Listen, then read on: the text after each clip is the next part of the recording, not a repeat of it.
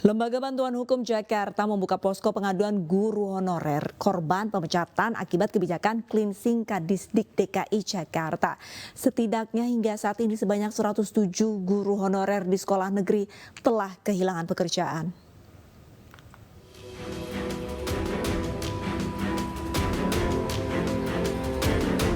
Lembaga Bantuan Hukum Jakarta menindaklanjuti pengaduan yang dilakukan oleh sejumlah guru honorer yang menjadi korban pemecatan atau cleansing oleh sekolah negeri di Jakarta. LBH Jakarta pun membuka posko pengaduan terhadap guru honorer yang terdampak. Hingga kini setidaknya terdapat 107 guru honorer yang tersebar di 5 kota madya Provinsi DKI Jakarta di tingkat sekolah dasar, sekolah menengah pertama, SMP, hingga sekolah menengah atas, SMA, yang mengalami pemecatan sepihak.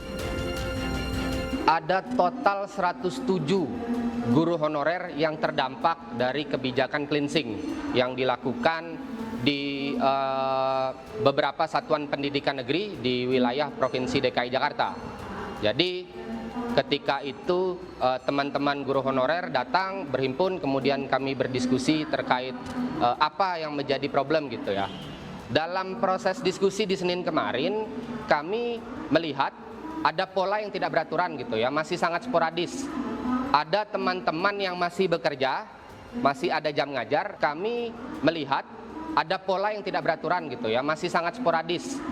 Ada teman-teman yang masih bekerja, masih ada jam ngajar, ada juga yang sudah betul-betul tidak bekerja lagi, sudah betul-betul diberhentikan gitu oleh pihak sekolah. Dan kami menilai ini sepertinya ada dampak yang lebih meluas dan sebaran korban yang jauh lebih meluas.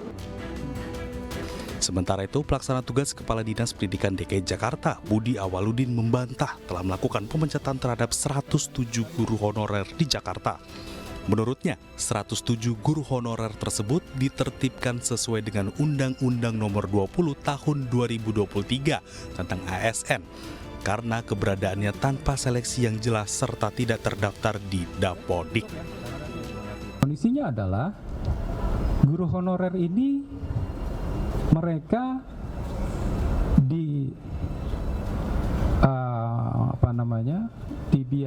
dibiayai. Mereka diangkat oleh kepala sekolah ya, dengan dibayar dengan dana BOS tanpa seleksi yang jelas ya. Dari 2017 dan bahkan 2022 pun kita sudah informasikan jangan mengangkat guru honorer. Ya. Nah, namun dalam prakteknya ada beberapa sekolah, kepala sekolah yang mengangkat guru honorer yang dibiayai oleh dana BOS. Lebih jauh, Budi juga menjelaskan larangan pengangkatan guru honorer oleh kepala sekolah sudah disosialisasikan sejak 2017 lalu. Terkait hal ini, pihak Disdik pun akan melakukan pemanggilan dan evaluasi kepada kepala sekolah yang masih membandel dengan merekrut guru honorer tanpa prosedur yang jelas.